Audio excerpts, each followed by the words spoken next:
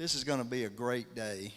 We're talking about a lot of very important subjects, and I'm going to make Stuart nervous a little bit. She gave me these cards to go through, but I've ended up with this, so you can be a little relaxed. Stuart will be a little more nervous about exactly what I'm going to say, but again, thank you for being here. We know everybody in this room is busy.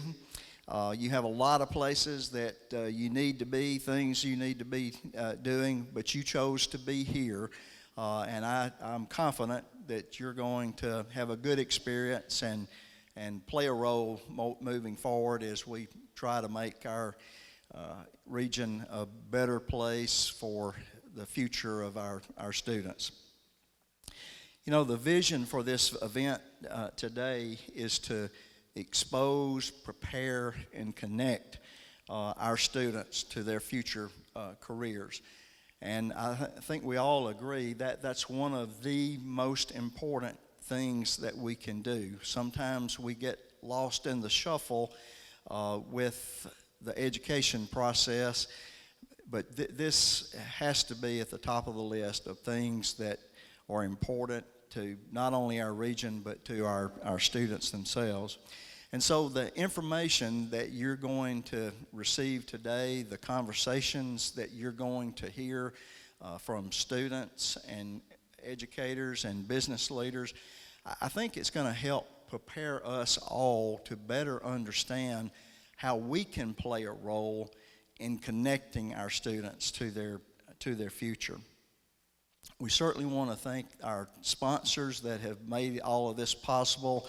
We have boards on each side that list our sponsors, and so we want to for sure thank them. I especially want to thank Toyota.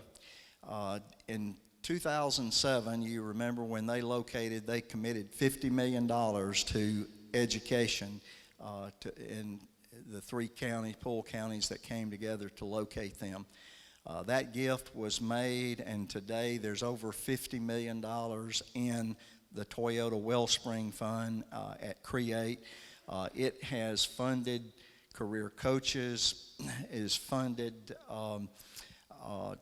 the Imagine the Possibilities Career Expo, and of course this is our virtual version this year, and then have also provided substantial grants to the school systems in those districts. So could we just pause and give Toyota a hand for helping us get to this point?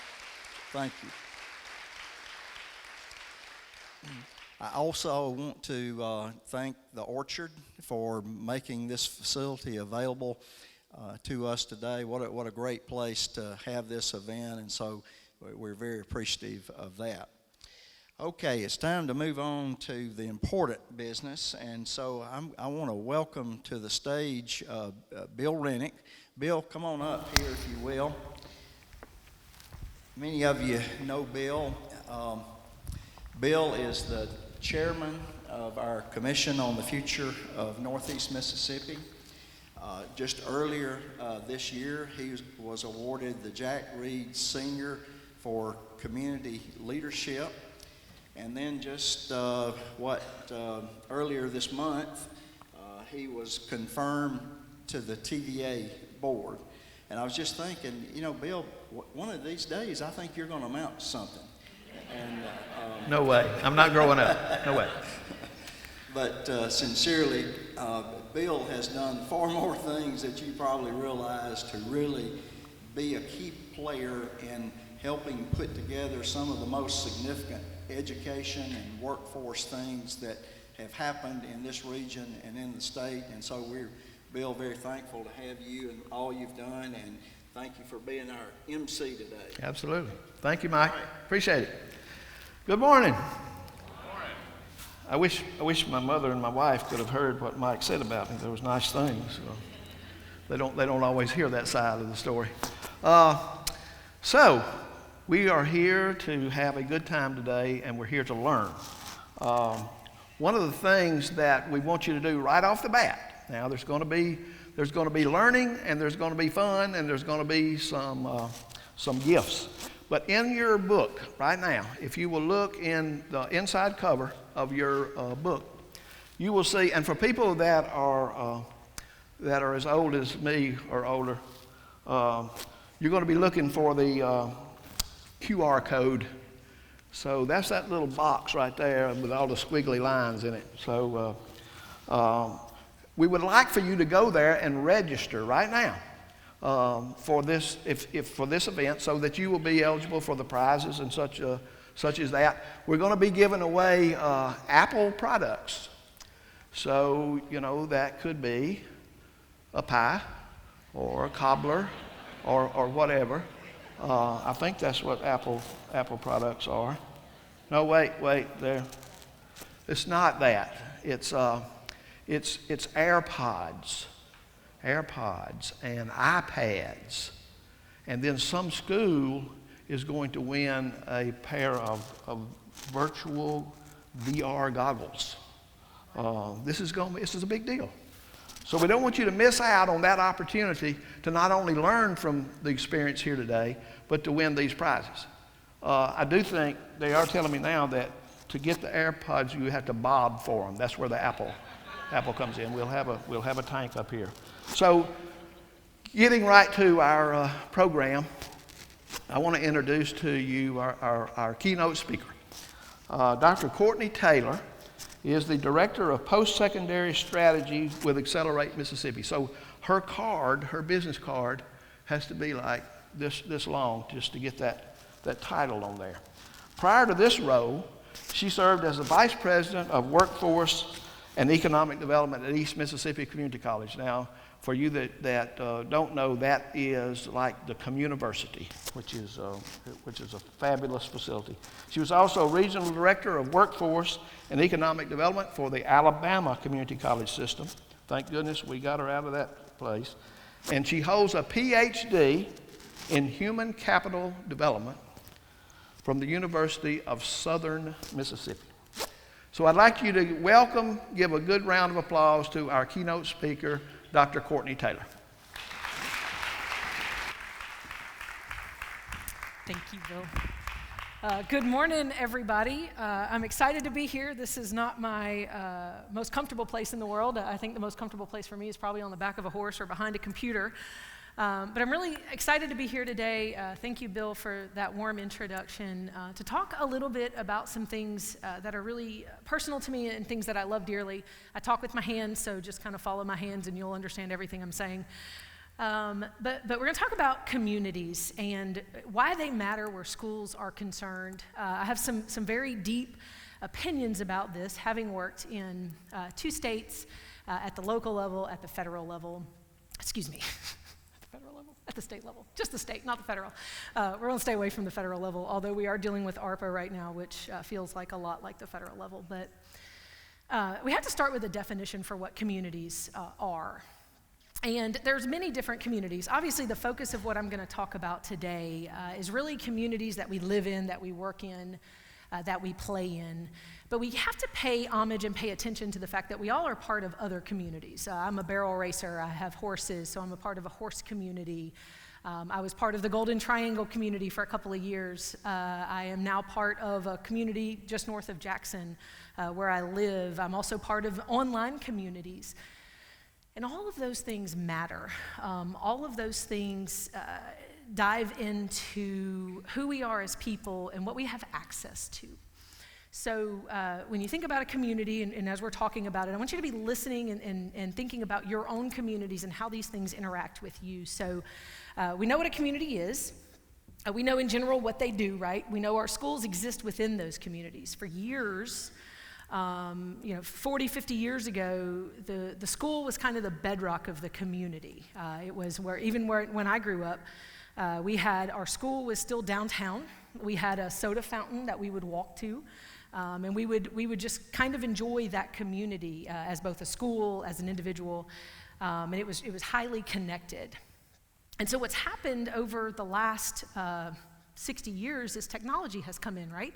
I'm talking to you today with this weird thing on my chin, and it's allowing me to speak to you and still have my hands free. But technology has done a lot of things, from televisions to computers to the internet. And for years, we had for years it took technology, 50 years plus to really get engaged in the population. And today, I say today, 30 years ago when the internet first came around, it took 7 years to get to a quarter of the households. And that's just going faster and faster and faster. So technology does some really cool things, especially with COVID. It's allowed us to stay connected. It allows me to stay connected. I've moved over the Southeast. My husband was military. And so I've moved all over. And so technology has given me the opportunity to stay connected to my friends. It also gives me the opportunity to stay disconnected. And so that's kind of what I want to talk to you a little bit about, how not just technology, but all the forces that impact our ability to be connected as a community and as a group of people. And so one of the things that I have found in my career is that the biggest weakness, I do workforce development. That's what I do at the state. That's what I've done in 2 states now. And the biggest weakness in workforce development in most places is a lack of community development. There's a lack of cohesion about where we need to go.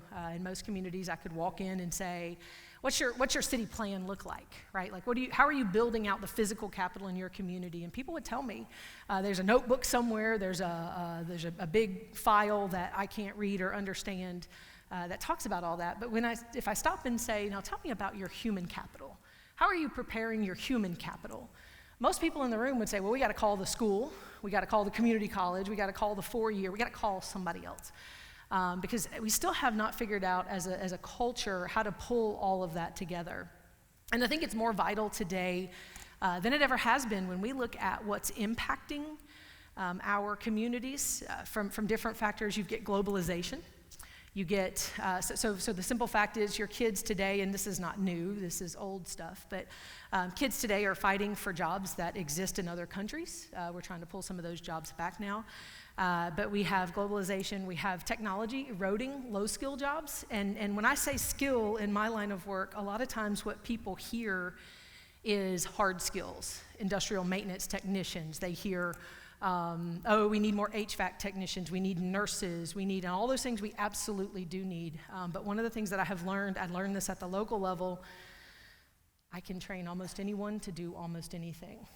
My companies can train almost anyone to do almost anything if they can learn. And so that's one of the weaknesses right now that I'm seeing is for 40 years, the federal government has pushed, and we have pushed, and we're still pushing. Look, I do this every day because we do still have hard skill needs at the expense of durable skills. We cannot create those off in a laboratory environment somewhere, right? Like we can't create people's ability to talk to each other, to communicate, to reason, to problem solve. I have yet to have a company not include problem solving, communication. I'm trying to think of some of the other normal soft skills, just curiosity. Just being curiosity about what's going on instead of just pushing buttons. Kids can push buttons, adults can push buttons, but thinking through some of these problems is becoming more and more difficult. And I would say that one of the challenges we face as our communities come together is the outside world isn't necessarily providing resources for that, right? So we got to pull together and say, how do we do this? How do we teach this? 50, 60 years ago, schools didn't have to teach this stuff because people learned it at home. They learned it in the butcher shop, in the baker shop, in the farm that their family had. They learned it naturally. I only had to be told one time not to walk behind a horse because I got kicked. And I learned that way. I learned things the hard way. You'll learn that about me. But a third party who's much easier to teach that to me than it was for my parents. But that's not kind of the experience that my generation and the generation that's kind of between, the 40 and the 16-year-olds. We didn't really have a lot of that experience, and we've come full circle on that. But schools are vital to this, but not from the sense of they're going to put them in the class and they're going to teach everything. One of the weaknesses is we've just handed it all over to K-12 specifically. It's like, good luck. Here's you some money. Go do good things. As a society, we're probably just going to complain about it. And that's what I want to talk a little bit to you guys about in the time that I have is how do we make that better? Some communities do a really, really good job of this. Unfortunately, the communities that we really need to be doing a good job of this connection often aren't, and there's a lot of reasons, and I don't make any judgments in this, I try not to, it's just kind of a conversation. What we've walked through, what we're walking through right now is a time period where we have, as a nation, and I want you to think about this for your community. I want you to go back and ask the question and try to get to the data. We have 20% fewer men working in the labor force today than we had 40 years ago, 50 years ago. We have 25% more women, so that's great, right? Like as a woman, I love that. We've doubled down and gotten more women into fields and careers, but we've taken our eye off the young men. And that has implications, and I think we're seeing some of those implications. And so we have to talk about that as a community. We have to be able to come together and say, how do we fix that? How do we save the young men? And so the funny thing about this is when I bring this point up in lots of different, that's the only data point I have today, so congratulations, because usually I'll have like 1,000. But as we're talking to our schools and our communities, we have to know what our workforce looks like. We have to know where we're going. And in fact, most communities don't. Most communities, we're still just responding. COVID has just put everybody into this whirlspin of hope, and like we're just going to keep reacting and keep reacting. At some point, we have to press a pause button in our communities, and we have to say, okay, we've got to come up with a better plan. We probably don't have a plan. We've probably isolated the work to our K-12, our community college, and maybe our IHLs, but oftentimes they're bringing so many people in from outside the community, they don't operate the same way. We have to go, we have to go sit at the table. So this is something that I found in the communities, and I've been very fortunate. Working in the Golden Triangle community was the joy. It was just super joyous because I had people at the table who would come to me and talk to me, and not talk at me, which is rare in workforce development. Like if you follow me on any LinkedIn or anything, I'll talk about getting beat up a lot, because that's what education is. And while I'm in government, I'm not in education. We still get beat up a lot. And a lot of that is because I think because we don't just sit down and talk to each other. And so the communities who do that well, I think, are the communities that are going to win as we move forward. The communities that can sit down and say, we're trying to build this development, we're trying to grow this way. What does that mean for our people? Do we need to have more migration and more immigration? Probably in Mississippi. We can argue about the specifics of the numbers, but the reality is we have slow or no population growth. So do we need to look at other entities, and do we need to bring people in from outside of our communities? Probably. But the biggest thing we need to do is we need to form real partnerships. I talk about this a lot. Partnerships, I think, are messy. If every partnership you have between your organization and your school, or your school and your outside organizations are neat and tidy, they're probably not real. They're probably great on paper. They probably do function and do some things, but they're probably more of a transactional agreement than an actual partnership. And so I think as we talk through what do our schools need, what do our communities need, we talk about the reality of connecting people to connecting kids to opportunities, connecting all these different pieces of your community together. You have to show up and you have to participate. And I've seen this, and I've worked in 2 states, so this is nothing about local, but connecting and showing up are very, very important, and then actually participating. So a lot of times, if you're an industry leader, right, you're making your widgets. You don't have time to necessarily sit and do all these other things. If you're an educator, you're keeping a bunch of little kids alive. Bless you for that, by the way. But you're keeping a bunch of little kids alive. And so what we have to figure out in all of these different partnerships is how we come together and make it happen. And how we keep the momentum alive in spite of all these different things pulling at us. I think as we move forward into the world that we're walking into, and nationally, this is again not a Mississippi number, there are 2 open jobs for every available worker. Nationally. We're working on the number for Mississippi, so I'll have that sometime for y'all in the spring, but 2 open jobs for every available worker. That doesn't mean they're all sitting at home on government subsistence. There's only 1.4 million people in the whole nation on unemployment, okay? So money does not cause this problem. Money is not keeping people away. My personal belief is that it's really just a lack of understanding, and it's a lack of community connection. We live in a time, I live in a community right now. My husband and I are renting because we just moved down to the Jackson area, and I have horses, and so we're trying to find a farm, and this is not a good time to find a farm. I'm not involved in my community at all, realistically. I don't have children, so I don't know what's happening in the schools. I have no connection to it. And no one's telling me what's happening. And so I think that's also a weakness, is the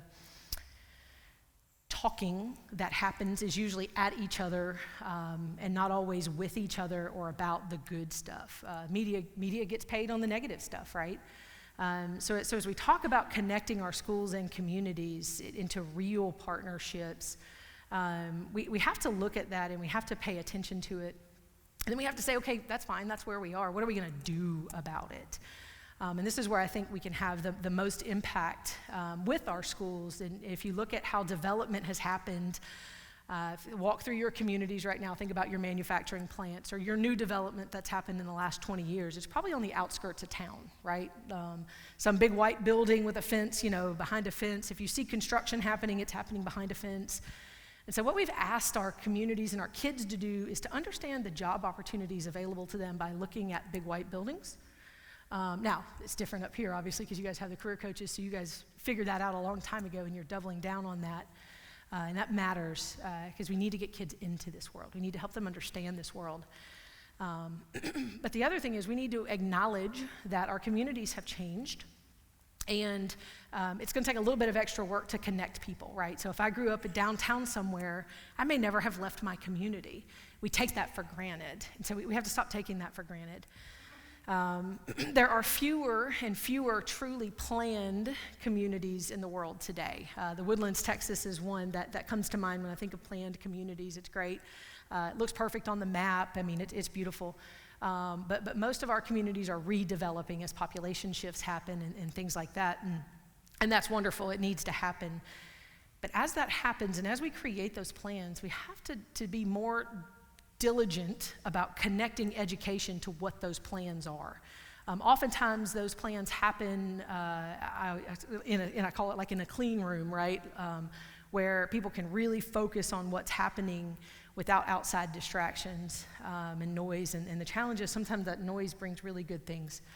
And what that can mean is that a community can really sit down and look at their workforce and say, okay, city, county, whatever your community is, however you define that, this is where we're going. We're gonna go after these companies. We're gonna help these companies expand. We're gonna bring more medical, whatever your goals are, more retail, whatever.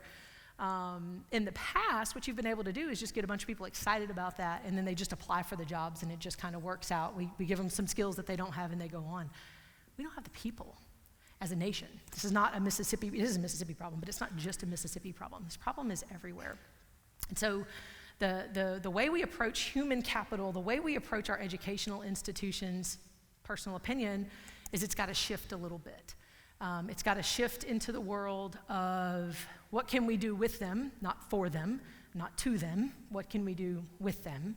Instead of sticking them on the periphery of society, of your life, and again, I don't know how you teach K through 12.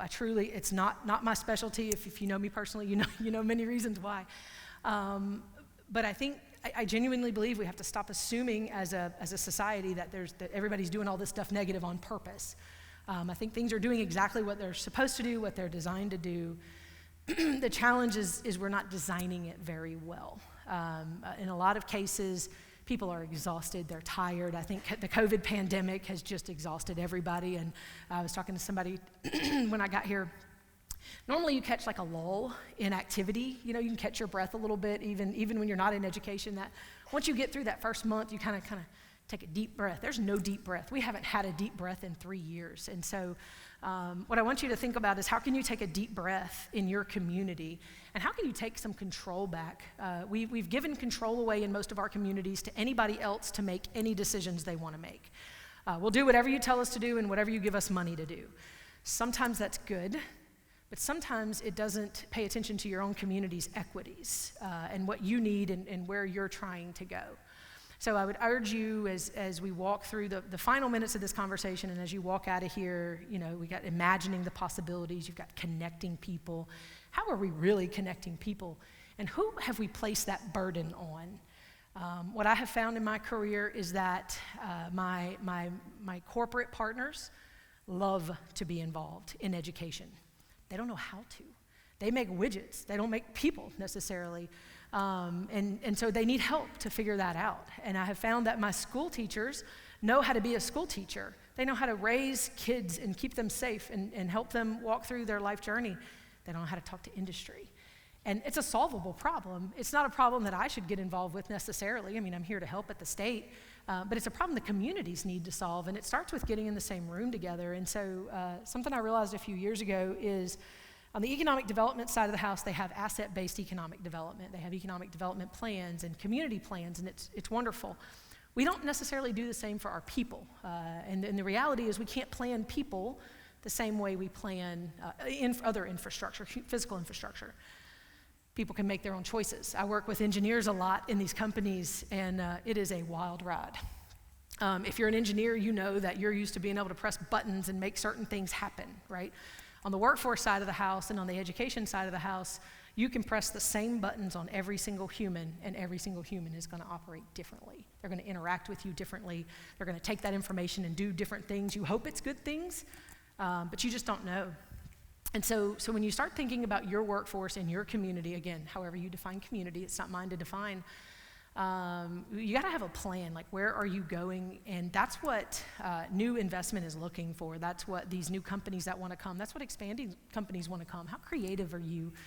One of the questions I got one time when I was still at the local level, they always say, how are you connected to your K-12? And there's always a spiel, right? Like everybody's a salesperson. We all have a spiel. This is how we're connected. And they're like, no, give me exact examples. And fortunately, we had them, and so I was able to walk through those exact examples on what we were doing, but it was the first time in the 20 years that I've done this that they wanted a specific example of how we're doing. They didn't want the pomp and circumstance. They didn't want the pretty pictures. They wanted to know exactly what we were doing, and they asked on the spot. So that matters. So as you go back to your communities and as you think about how are we connecting kids to these opportunities, career coaches are an amazing start. Like I'm obsessed with career coaches. I'm obsessed with any program that gets the industry into the high schools, into the schools, and vice versa, because they're not necessarily connected easily. In the old world, the old school days they were, but today it's a little bit harder because everything's 20 minutes away, even in rural Mississippi. But I want you to think about, like, what does it look like for your community? Who needs to be involved? Even the loud, annoying person needs to be involved. We often try to keep certain people out of planning meetings because they take over. Somebody needs to be the adult in the room and tell them to hush, and not worry about hurting their feelings, but to get the process done. But to be able to find a safe place to brainstorm, what does our community need? If I sat in the room with almost any of you, you're here today, so there's obviously something about you, but if I sat there and I just asked you point blank, what does your community need to survive the next 20 years? Remember, it takes 18 years to make an 18-year-old. I say that at every meeting and people giggle, but it's true. The population trends that we're seeing today and what's happening in our communities is not just going to stop. We got 20 years of this. So it would be important and it would be beneficial to kind of figure out this is what we're going to do right now, but this is where we're going to try to go. And I'm not suggesting that the solution is just to have more babies. I'm saying this is the situation. We got to walk through it. We've got to be able to brainstorm. We've got to be able to imagine. The theme of this is imagine the possibilities. What does your community look like if you have all the workforce that you need? What does your community look like if your educational partners are truly aligned and you've got private money? You want to make a difference in education, put private money in education and direct them to do good things with it. Tell them what you want to do with it. Work with them on what you want to do with it. I was fortunate at my last college. I had some private money. And so while I protected it with everything I had, I also had the confidence to know if I needed to do something that maybe wasn't a state initiative or even a college initiative, I had money sitting right there. I could go do it. And I exercised that a few times with my partners. I didn't just make the decision on my own. But having their partnership there mattered. It was a real partnership. Brainstorming safely about our communities, where we want to go, where we need to go, putting it on paper. Biggest weakness I have found in all plans is we have a reluctance to evaluate. We are afraid of failing, and the general public, I had this conversation with Bill a little bit, people are scared to death in the public sector because it is personal attacks, right? Like if you see what happens in the media, it's not, this organization messed up, it's this person. Everybody's looking for a scapegoat. And so that causes the public sector to kind of pull back a little bit and not take as many risks as they wanted to. Whereas on the private side, if you messed up big time, you would just get fired and leave the community and nobody would probably even know about it. But on the public sector, it can be an attack. And so So you have to build the walls around the things you want. You have to be honest and evaluate, where are we today? Go back to your communities and look at, where are your schools? And I'm not talking about a score. I'm not talking about a letter grade. I'm talking about, what are they doing versus what do they need to do and what's the gap? And then identify the partners that can come to the table to fill that gap. We operate off of what we call an ecosystem approach at Accelerate. It's basically all the major players in workforce development. IHLs, community colleges, 2 years, private partners, public partners, economic developers. I mean, it just goes on. I'm leaving lots of people out, so forgive me. But we operate that way because it's important that the ecosystem stand up and decide what it wants to do. And it is very hard for outside entities to say no if you've done the due diligence, if you've brainstormed, you've written a plan down, you've evaluated your plan, you've got something in action, you've evaluated those actions, and you've communicated. It's hard for anybody else to come in and kind of distract you from what you need to be doing. And so I think as I close out and I talk about schools and making the connection and helping kids make the connection, we cannot take for granted what kids know today. These kids don't know how to mow the lawn. They don't have lawns to mow. They just don't operate the same way as they used to. And that shouldn't be a criticism. It should be an educational point for a community of adults to say, okay, this is where we're at. This is what we don't know. Let's figure it out. And let's do it together. And to build that safe place, and I call safe place not in the popular media, but that safe place where people can take risks, to do what's right for their community, and the community will support them if it's not the right thing, but it was made with good intentions. And I think that's how we change some of our rural communities. I think that's how we change some of our more challenging communities. I think we've tried the world of, we put everybody in their separate corners and say, you go do these things, and good luck, we'll come together in some random meeting once a quarter, and we'll figure it out. We've tried that. We've done that for 30 or 40 years. It didn't work. So I think now is a really good time for us to when we talk about connection, we talk about imagining the possibilities, we do so in a real way, and we do it together, hopefully in person. For 3 years I've been in Mississippi, and most of it's been virtual because of COVID. So I think the more we can get in person and we can talk about these things, the better off our communities are going to be. And I would urge you to avoid the temptation of just pointing, blaming, and judging. Either partner, whether it's your industry or whether it's education, it doesn't matter which side. We all do it. We're all human. But I would urge you to come together, come to the middle, and figure out each other's equities and figure out how to walk forward in the new world, because there's no rules anymore. It's 2022, and we can really do whatever we want. And I urge you to go back to your communities, imagine those possibilities, and put some of them on paper. So that is all. I will leave the stage. Thank you all very much for your time.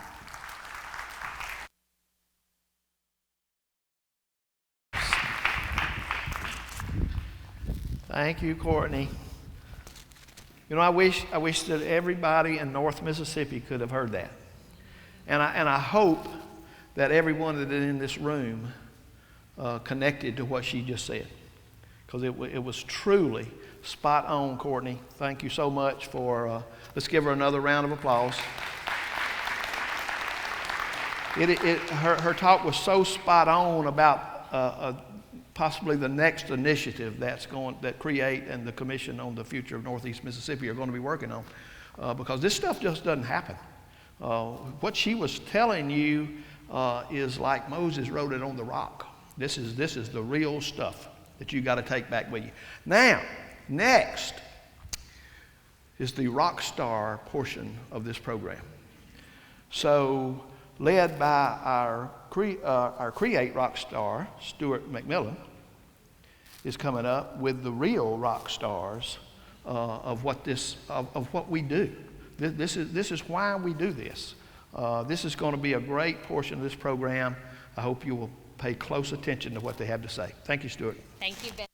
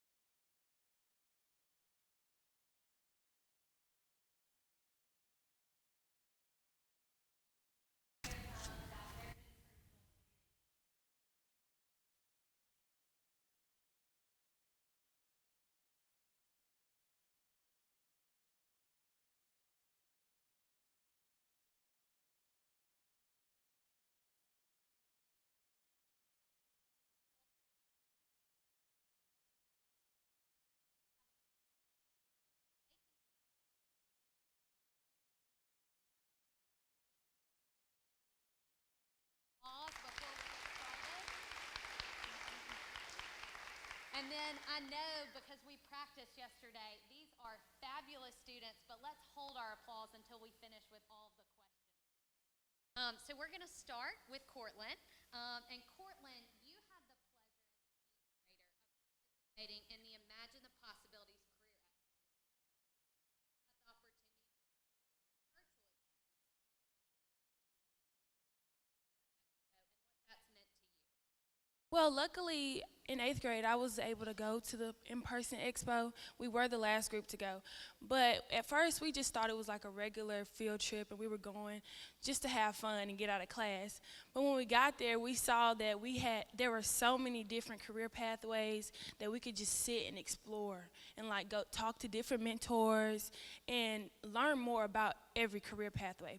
And then in 10th grade, we did go virtual, and it was just videos that we could watch. It was still very helpful for us, and I still learned, and it still helped me narrow down now as a senior what I wanted to do. And I am focusing more on the healthcare aspect of stuff, and I specifically want to focus on nursing.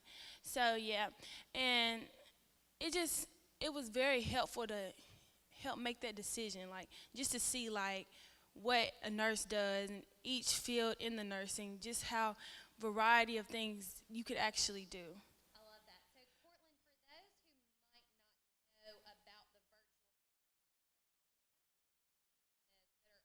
in that expo that you can see, listen to, etc.? There are different mentors in each category of each pathway, and you can watch videos to get more in depth of the pathway. And each video asks you, like, did you learn anything? Was it helpful for you? And all the ones I watched were very helpful. It also allowed me to explore something other than nursing, because I wasn't very sure in the beginning, but watching those videos, learning more, getting more in depth into it helped me decide this is what I want to do. Great. So if you're in the audience and we have both individuals from schools and businesses, what would you tell them to do related to the Career Expo? I would just ask more mentors to just come out and help and like just show like this is what we do, like so students could be more prepared going into their career path. I love that. So this virtual Career Expo is launching this upcoming week, and we will have the opportunity for educators in the room to make sure your students are creating accounts and are engaging with that material. And we'd love, if you're a business individual, that you film a mentor for a minute video. So like Courtland was sharing, can you share a little bit about those, some of the individuals you're able to see as that mentor, what they talked about? So if you're here today, you can learn about if you could film a video. Some videos were receptionist nurses that were at the desk checking people in. Some were the ones in the actual room putting people to sleep and checking vitals and stuff like that. It just showed like specifically what each nurse did. Great. So Courtland is an example of a student who is able to watch those resources, to listen to those podcasts, to actually see this in action. And Courtland, have you also been able to visit or have any other experiences you'd like to share about? Well, becoming virtual and watching those videos made me a Spain intern, and now I am interning at Hook's Medical Clinic, and without the virtual expo, I wouldn't have been able to get that opportunity.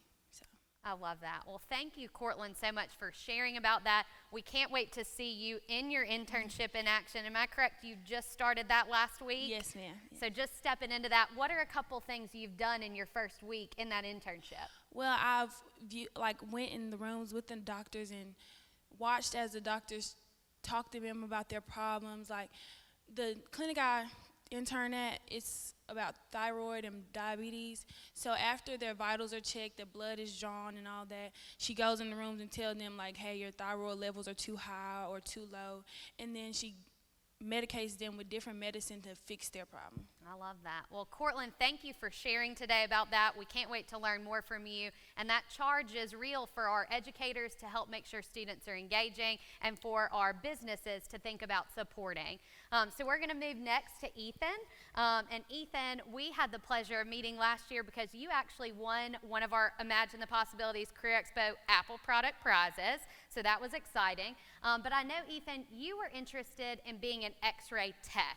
and then you took the U Science assessment and had a little bit of a change of heart. So tell us what changed for you related to your future career pathway. Well, as I was going through originally I thought I was going to be an X-ray technician because it was my grandfather's pathway.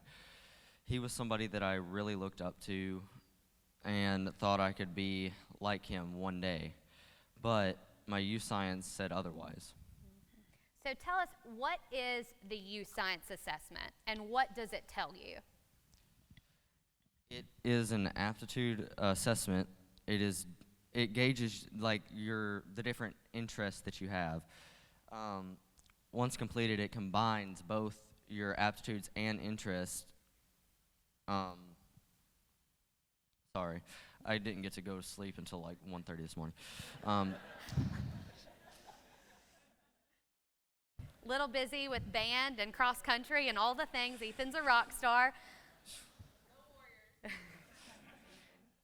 So that U Science assessment shared your interest and your aptitudes. And one thing, and we talked about this last night, it showed Ethan that he might have strengths related to being an engineer or being a dentist. So tell us a little bit about both those career opportunities and how U Science helped you learn about those.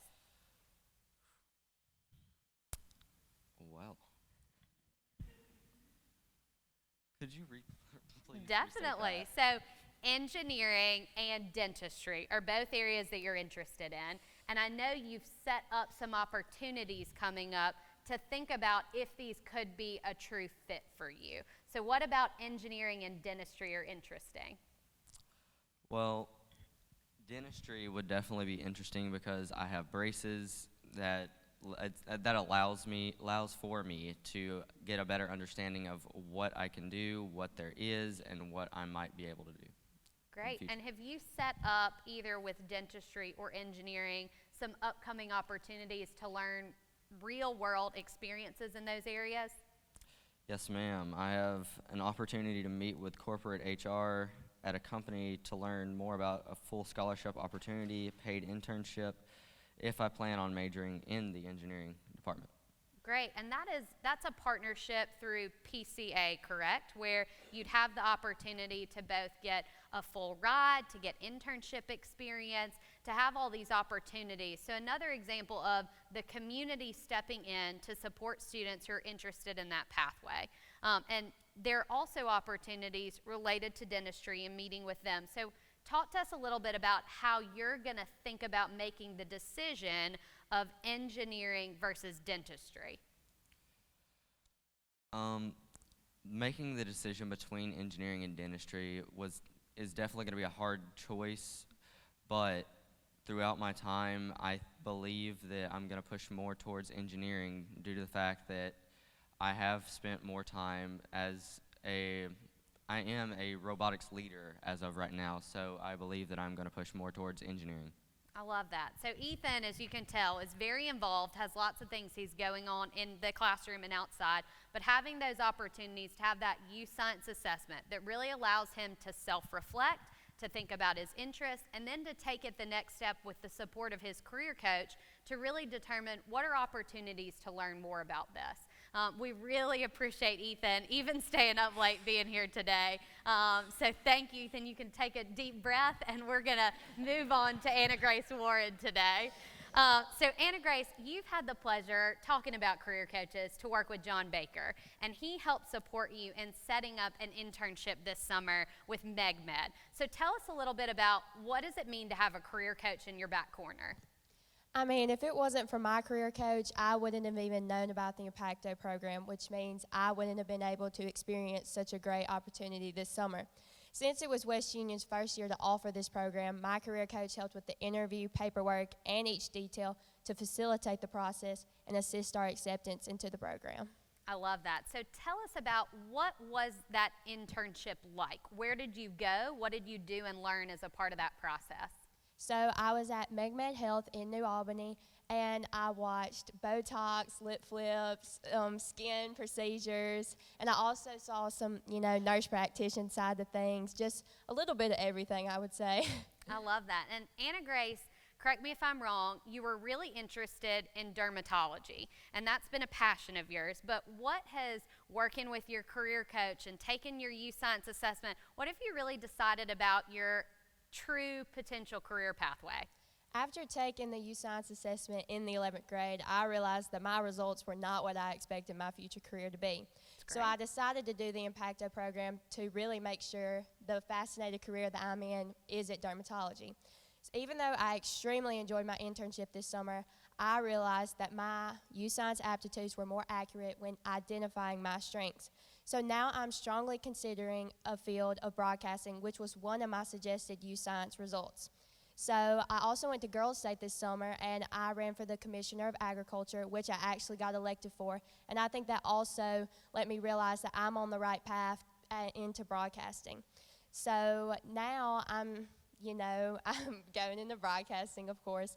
And I'm thankful for my career coach. I mean, he's helped me with planning my future, and now I know that I'm on the right track, and he introduced me to this wonderful program.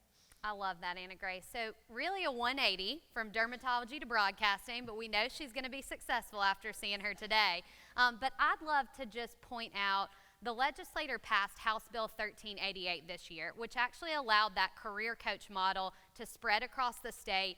The legislature committed $8 million for that, and we're so blessed that here in Northeast Mississippi, because of that money, we're going to have 70 coaches coming into play in our region. So I'd love, Anna Grace, for the educators who are here who might be getting career coaches in their schools, for the business leaders who could connect with career coaches, what would you charge our audience with related to supporting this career coach program? I would say if you were a student, just go to your career coach. I mean, if I didn't go to mine, I wouldn't be sitting here today. And then if you're a career coach, I would say, reach out to the student. Just make them aware that you are in the school and you're there to help, and that you can help them find their future career and be successful. I love that. What about if we have someone who's in the business world out here? What would you suggest for them in connecting with the career coaches? Like she said before, I mean, making those videos, that would really help. I mean, supporting the schools, supporting the career coaches, and just maybe class field trips, going to a business to see what it's like to work in their environment. I love that. So this is really, it's an opportunity for us right now, for us as a region to step up, to support these 70 coaches, and really help make sure all students like Anna Grace have that opportunity to maybe shift their focus based on these experiences. Thank you, Anna Grace. That was just lovely. So next we have Bryce. Bryce, fun fact about Bryce, is one of the top 50 archers in the state of Mississippi, so love that about him. And he has had the opportunity recently to really shadow and tour businesses. And that's another component of the Imagine the Possibilities work that we're launching, is our Career Connections platform, is having opportunities for businesses to create a tour, for school staff to schedule students to come to that facility. So I'd love, Bryce, can you share with us a little bit? You're interested in physical therapy, you're interested in chiropractics, and you've had some opportunities to shadow. So tell us a little bit about what you've done recently, where you've been, what you've learned. So over the summer, one of my friends actually job shadowed at the hospital in my city, and it made him realize that the medical field is where he wants to go to, and go through that pathway. He wants to succeed in that. And I was like, hey, that's pretty cool.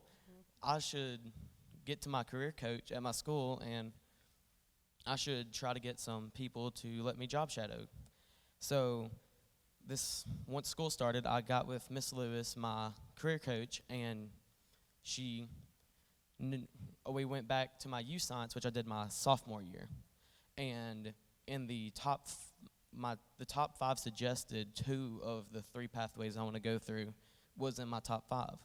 So she knew some people, and before I knew it, I had some job shadow opportunities. And the first one was Mr. Tony Gray. He is a PTA at Magnolia Rehab, and I basically got to ask him questions about what he does and how he got to where he was. He also has a home gym, which I'm also interested in, and he invited me to it later that day where I could ask even more questions, talk to him more, and talking to him made me realize that my 3 pathways that I'm interested in can all be like strung together, and I can be successful in all 3 at the same time. And I don't think kids realize that you don't have to just be restricted to one job. You can have everything. I love that. So he both works at the hospital and has his own gym, so he has that entrepreneurial spirit as well. And then tell us a little bit about going to the chiropractor's office and getting to see that in action. So I went to Jonathan Cooksey with Cooksey Chiropractor, and I got to watch him adjust my my coach, and he told me everything that was happening, like why he was doing this and what's wrong and stuff like that. And it was really fun to watch, and it reassured me that this is what I want to go into and this is what I want to pursue. So in both of these, Bryce, you had very intentional partnerships facilitated by your career coach, and these individuals in the business, they answered your questions. They talked to you through the process. They explained how they get there. What would you say to individuals in the audience about offering those shadowing experiences to students like you? I just want to say I'm blessed to have a community that is so open to job shadowing and job touring. But if there is any company or business that is or isn't included in this, I would definitely get to the county schools, the city schools, and talk to the career coaches. And definitely you want to be included into that, and you want to let kids come watch. Thank you, Bryce. And that is a charge for all 17 counties that Create serves. We hope that there are partners in each of those that provide opportunities to students like who are up on the stage and students across all of our high schools in our 17 counties. Thank you, Bryce. So we're going to close up today with Aaliyah. And Aaliyah, you had a really meaningful internship experience. So talk to us a little bit about what was your internship and what did you experience there? Yeah, of course. So this story is actually kind of funny because originally I was interested in computer coding, but I grew to hate math. I don't like math at all. Not bad at it, I just don't like it. So I knew that I needed to find something that I was really passionate about that I wanted to spend the rest of my life doing. So ever since I was a young girl, my late grandmother and I would always watch the news. If I went in her room, she had CNN on 24/7. So I was one of those kids who, if my social studies teacher asked, do you know about this bill? Or do you know what's going on in this country? You know, the rest of the students might be like, no, but I'd be like, yep, I know it. So I knew that I had a passion for that from a super young age, and it hit me that I wanted to play a part in making the world a better place, in being in lawmaking, and just contributing to the betterment of our society. But I didn't know where to start it. We all know politics is not a conversation starter here. So I went to my guidance counselor and I was like, what opportunities do I have available to go in politics in my future? And he told me about the Impacto program. And through that program, I got referred to my career coach, Miss Susie Bowman, who is a rock star. She made that internship possible, and I actually got to intern at the New Albany Main Street Association office. I was involved in the planning of festivals and events that we had in the city. I was also able to sit in on City Hall meetings. I got to interact with our mayor and our aldermen, and I got to attend a leadership summit at Ole Miss, which contributed to me deciding to stay in Mississippi for my education, because I was one of those kids who was like, I'm getting out of here when I graduate. I'm not staying here. But getting to go there and getting to interact with kids who were passionate about the same issues that I was and just wanted to contribute to not only making our state or our city, but want to make the nation a better place for everyone, it was such a phenomenal opportunity, and that would not have been possible without my internship. Aaliyah, I loved your comment you raised about how originally you thought you wanted to go out of state, but then having these opportunities to both partner with your coach, to be able to have this internship really changed your focus. So tell me a little bit more about what impact you want to have here in Mississippi. So through my career coach, I got the opportunity to apply for a position as a student ambassador for Mississippi Secretary of State Michael Watson. I received that position. So on my birthday in August, I got to spend my birthday at the Capitol, which, side note, best birthday ever. I got to spend my birthday there, and I got to go see the house. I got to see the Senate, and it was such an awesome experience. And that just made me realize that I love our state, and I want to play a part in our state. And that does, I know you're going to ask me this question, but I can just go ahead and mention this now. Any businesses, any legislators, anyone who's here today that is considering taking an intern or anything, I cannot stress enough the importance of it.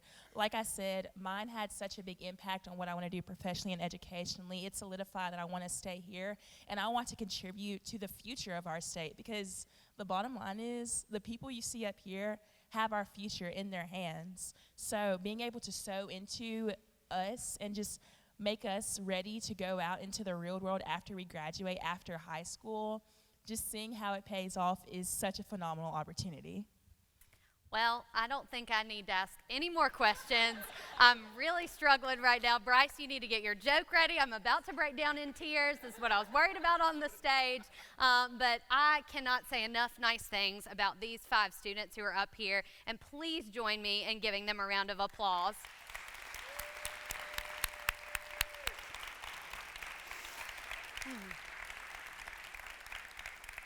So with that, I hope that each of you here has been able to hear from each of these students and take something away that you can do either in your school or in your business to better support students like the 5 that are up here today and the students who are continuing to come down the pipeline. I want to remind everyone that our Imagine the Possibilities Virtual Career Expo will launch. So if you're an educator, please help us in supporting making sure your students use that platform. And our Career Connections platform, that bookit.com, where a business can create a tour and where school staff can schedule for students to come tour and shadow, is also launching. So please make sure those are on your radar. I'm happy to be available if you have questions on either of those. You'll see on the screen that information, and that will continue to be up throughout the break. So without that, we are going to take a break now. Please get a snack, caffeinate, etc., and we'll take a break, and after that, we'll come back and we'll let Bill Rennick announce some of those fabulous Apple product prizes. So if you have not yet registered with that QR code, please make sure you do that. Have a nice break, and we'll see you in just a little bit. Okay, if everybody will find their place, we'll get to the next part of the program, the bobbing for the Apple products. I gotta say this. So if that last segment didn't restore your faith in the youth of America, there's something wrong with you. I want you to give another round of applause to that group of rock stars. I picked out something for every one of them in my life. I found a chiropractor, a possible dentist, or an engineer. Either way, it'd be okay, a nurse. But I really want to say right now that Governor Hudson, I look forward to volunteering for your campaign. I feel that's in the future. Okay, so we have drawn for these prizes. The first prize is going to be Apple AirPods. And what a coincidence. Bill Rennick. Is that a misprint, Alvin? Oh, okay, it's a misprint. The winner of the AirPods, if she's here, is Donna Gentry from Union County Schools. Donna Gentry, and you can come up front and get these AirPods. Are you here? Okay, Donna, if you're not here, Donna Gentry's not here. We're going to the next. Okay. So the winner of the AirPods, if she's here, is Amy Johnson from Lee County. All right, yay!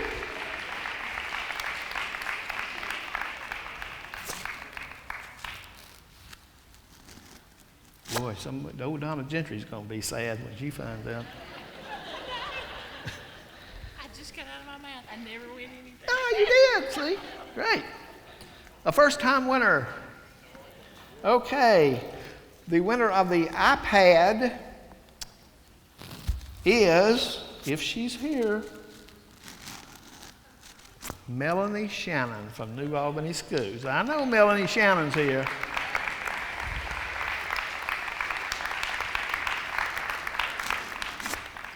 So, Miss Melanie, aren't you glad you're here?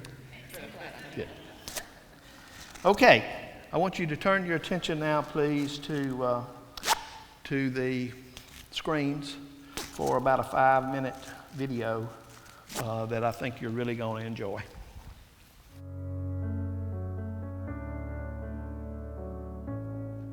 Originally, I went and Miss Golden and Miss Lunsford. I went to both of them, and I was like, I really don't know what I want to do, but I really need to get serious about it. Because I just went in there with a vision, and she just planned it out for me.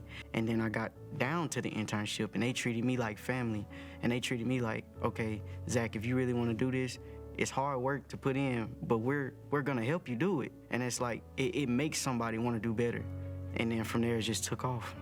For me personally, I really wasn't completely sure what I wanted. I knew I wanted to do something maybe in the medical field, but I wasn't completely sure about that. So my career coach was Susie Bowman, and she was very helpful for me, giving me these opportunities like an internship at Baptist, because with my internship, just showing me what it's like to be in the medical field and getting that hands-on experience, seeing everything work together at a hospital has really influenced me in the future for college. And so I'm very thankful for that.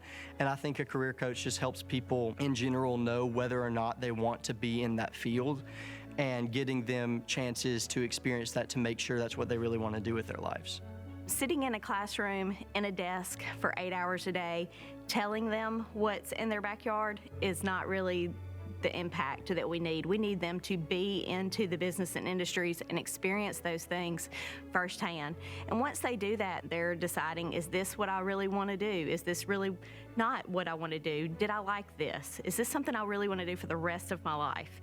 And what we have found is through that community partnership that the students are really making very informed decisions upon graduation, and that's what we want. It's important for business and industry in our state to post an intern because ultimately my generation is going to be the ones that make an impact on our future. We are the future. We are the future lawyers, future OBGYNs, future presidents, future doctors. And to know what you want to do before you even get out of high school is huge. The opportunity for students to go into a business or to an industry and see what it is they do, what it is they make, how it is they do it. It's a real world experience and helps the students make an educated decision on what are they going to do in the future. These internships are just not having students put things in a box or in a square. They're learning to be able to take direction, instruction, and tasks, and be able to communicate with the public.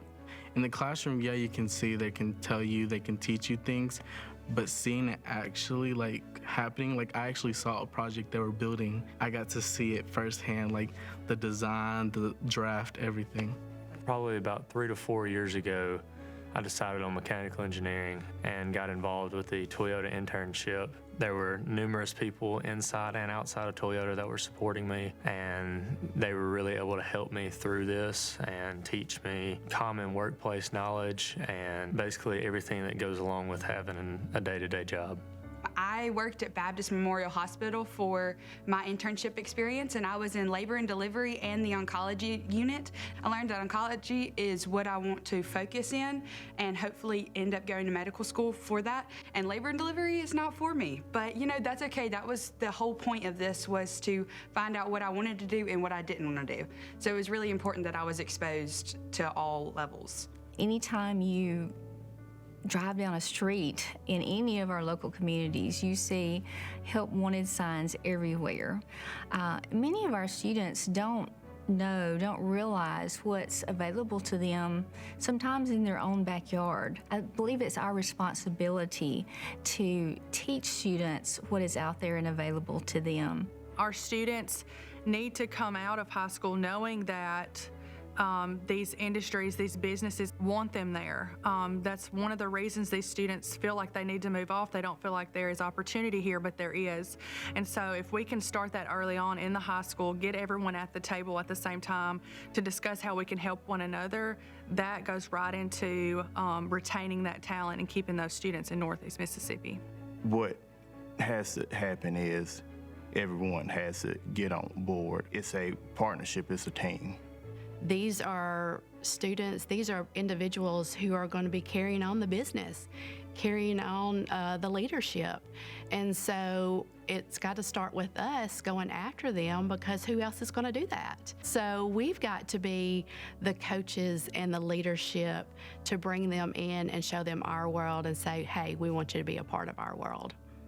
We all have to ask ourselves on an individual basis, what am I doing to expose, to prepare, to connect our students, our talent, our future leaders, our future workforce to the opportunities that exist in our communities in our region today. Let's imagine the possibilities. Let's imagine the possibilities. Let's imagine the possibilities. Let's imagine the possibilities. Let's imagine the possibilities. Let's imagine the possibilities.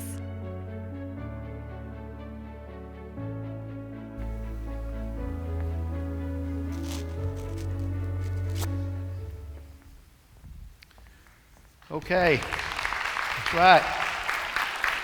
That's pretty powerful stuff right there. We want to thank our career coaches, our community leaders, everybody in the region that makes things like that happen.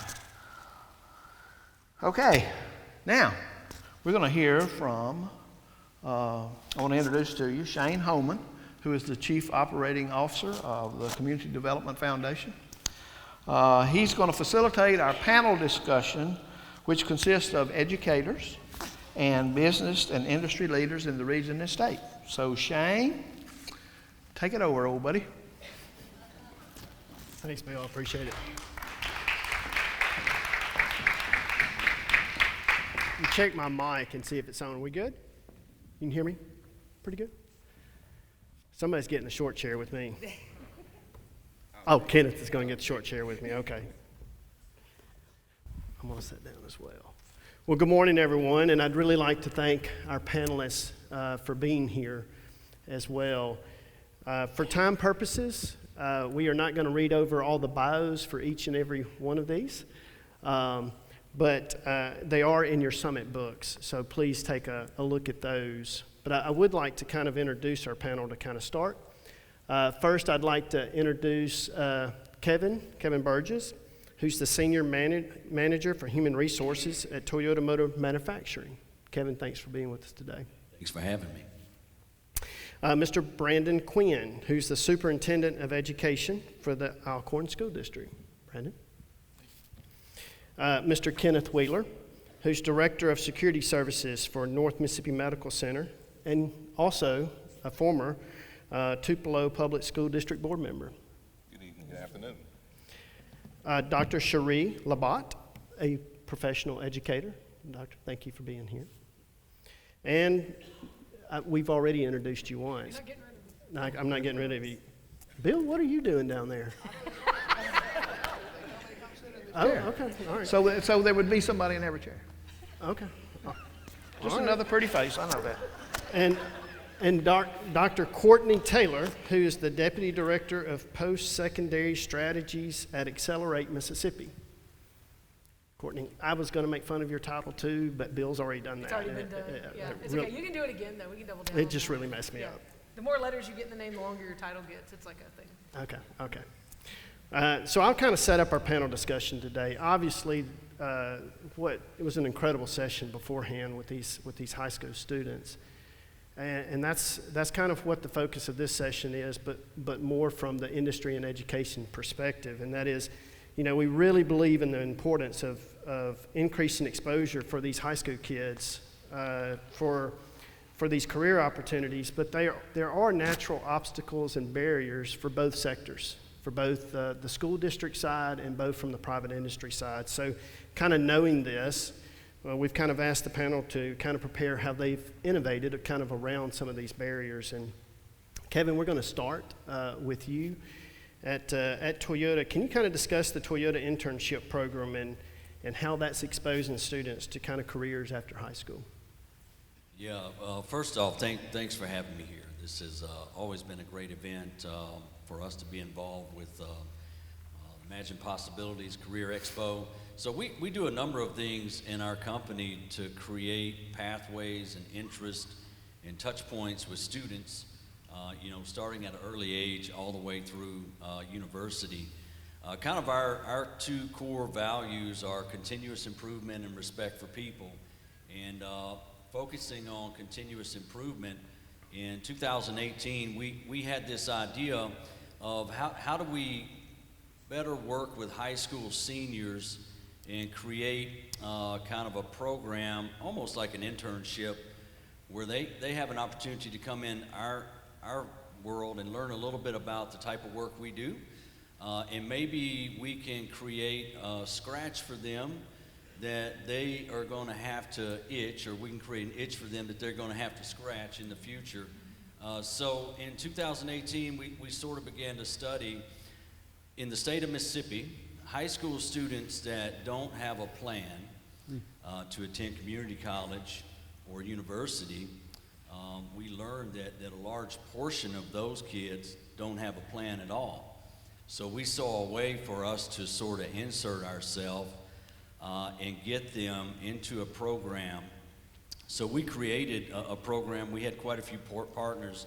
I know that Courtney mentioned earlier the value of partnerships. So Create Foundation has been a partner for us, Express Employment. We started this program with Tupelo Public School District, and Dr. Pico was a big part of that. We've expanded now to 8 school districts. The career coaches are a really big part of this partnership as well. So we created a 15-week program for 17 and 18-year-olds. And the way this program works, it's really 3 phases, right?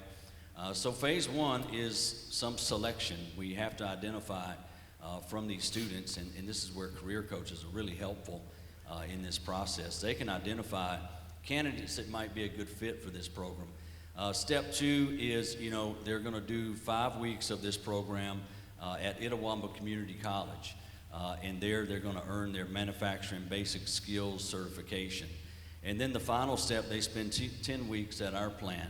So in step 1, we're trying to interview these students. We're really not looking for experience at this point, but we really want to get a sense of their heart and their passion. That's really important. We've always believed that we can teach people to do any job. So experience level is not so important, but their heart is important. Step 2, as I mentioned, Itawamba Community College. So some of the content for that curriculum is technical, right? They do learn some things about blueprint reading, how to use tools to make measurements. They learn some things about OSHA, but they also learn some practical life skills, like how to balance a checkbook. Those things become really important after you graduate high school.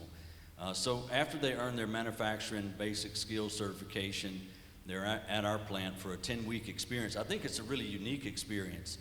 If you consider these students get to work in each of our shops, so our press shop or stamping shop, body weld, paint, and assembly shop. And when they're there, what they do is they get a chance to learn some fundamental skills of how to perform work in those shops.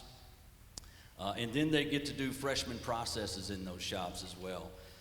So it's a really unique experience for them, one that most of our regular full-time team members never get. You may get hired in the paint shop, and 25 years later, you're retiring from paint shop. But these folks get an experience and get to see how the car comes together. And for us, it really creates a pathway for future talent. They sort of can go to the front of the line when they graduate to come on as regular full-time. So, the results of this program for us, and this is just one of many that I'm mentioning today, the results of this program, there are 2 buckets. There's like tangible and intangible, and it's hard to say which one's more important. Tangible, quite a few of these kids we have hired regular full-time after their graduation. This program, for some of them, has created or has stimulated interest in them to want to go on to community college or university. Some of the students have decided they want to get into our AMT or Advanced Manufacturing Technician program. So there's different outcomes that we can measure from that. The intangibles are we try to involve the schools and the parents. And there's this sort of stigma that careers in manufacturing might not be rewarding. And there's nothing further from the truth, right?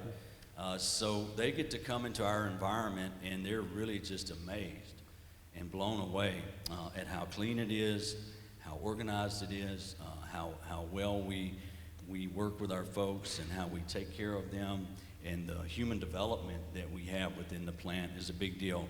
So those folks go out in the community and talk about it, and that creates some interest. So for us, that's intangible. The career coaches, this is working with the schools and the career coaches has really been eye-opening for us, and I think them as well. They're a great partnership for us to have, and you know, that sort of helps support that ecosystem a little bit that you talked about earlier. So yeah, there's, like I say, some intangibles as well. So yeah, that's the program we have. We've probably had a little over 60 high school seniors go through this program so far since 2018, and I think it has potential to get bigger year over year. Great. I really appreciate that. Thank you, Kevin. Brandon, can you share with us kind of the impact that the Career Coach program and business partnerships have had on your school district? Yeah, absolutely. First of all, let me say thank you for the opportunity to be here. It's always first class. Everything you guys do is first class, and I have to give a shout out to the career coaches of mine that are here, Ms. Lewis and Ms. Taylor Johnson, and how much they do for our school district. I think Ms. Courtney this morning in the keynote was spot on, and one of the things that I kept hearing was schools and industry and business tend to work in silos. There's plenty to do in our own silo for sure, but in order for us to help each other, we need to reach across the aisle. For us, career coaches do that. Ms. Lewis, Ms. Johnson, for me, are the liaisons between the school district and business and industry. When hiring Ms. Johnson, Ms. Lewis, or when hiring any career coach, I think it's going to be who's a fit for you, who's a fit for the school district, who is going to go out and know your priority and serve in that way. I don't have the personality, I'll just be completely honest, I don't have the personality to go out into the Toyotas or the Caterpillars and knock on that door and just sit down and have that conversation, but I hire people that do have those personalities, and then we all sit down at the same table and try to come up with what's best for students. I found that the biggest part of this is relationships. The one thing that we can do within education and the one thing that we can do within business and industry is build relationships. So building relationships is huge. It started with me and the career coaches, sitting down and having conversations about what our priorities are. There are struggles. Most of the conversations that I'm supposed to have is supposed to be about test scores, but I sure enjoy having those conversations about life skills way more than I enjoy the test score conversation. So building the relationship with those career coaches and building those relationships with those industry and business partners within your community is huge. I had the opportunity to reach out to our alliance, to our commission, to sit down and share the passion that I had with them. And I found out that they had the same passion. We just had to figure out how to do it together. The career coaches came in and have made that happen for our school district. One example I'll give you, there's many examples, but one of the biggest examples is we have started what we call Future Forward Academy. Business and career Caterpillars, the KCs, the big businesses and small businesses within our communities have come together, and we teach soft skills to these 8th graders. We've brought in 100 plus 8th graders over the last 2 years. We teach them how to shake hands. We teach them how to make eye contact, how to speak up and have a voice. We speak them how to go and change out your iPhone. If you broke your iPhone, how do you have the conversation with an adult and change that out? We talk about job resumes, resume building. We talk about interviews. They go through almost a speed dating type deal with real HR personnel from business and industry, and they go through an interview process. So our community has bought into that. We're continuing to chip away at that, create guardrails around that so that our students have those opportunities. And you heard some of those students this morning talk about some of the things that I went into, I found out I didn't want to go into. That's a win. Yeah. That's a huge win Yeah. for those kids. And that's a win for mom and dad who's paying for college tuition. So that's, Amen. we want to see it. We're in my church. Amen. About that. So career coaches, again, just a liaison between education and business and industry, a huge piece. Right. And I really appreciate the comment that these conversations are more important than test scores. That needs to resonate with everybody.